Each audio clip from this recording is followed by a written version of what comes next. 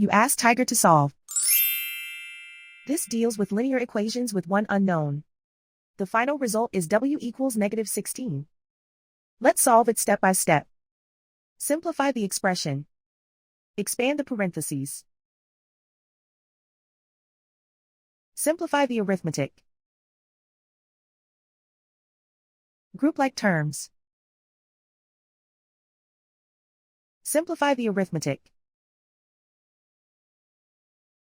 Group all w terms on the left side of the equation. Add 3w to both sides. Group like terms.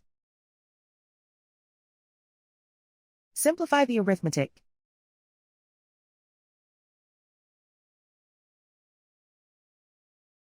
Group all constants on the right side of the equation. Subtract 192 from both sides. Simplify the arithmetic.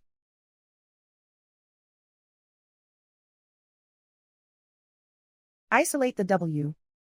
Divide both sides by 12. Simplify the fraction. Find the greatest common factor of the numerator and denominator. Factor out and cancel the greatest common factor. And so the final result is w equals -16.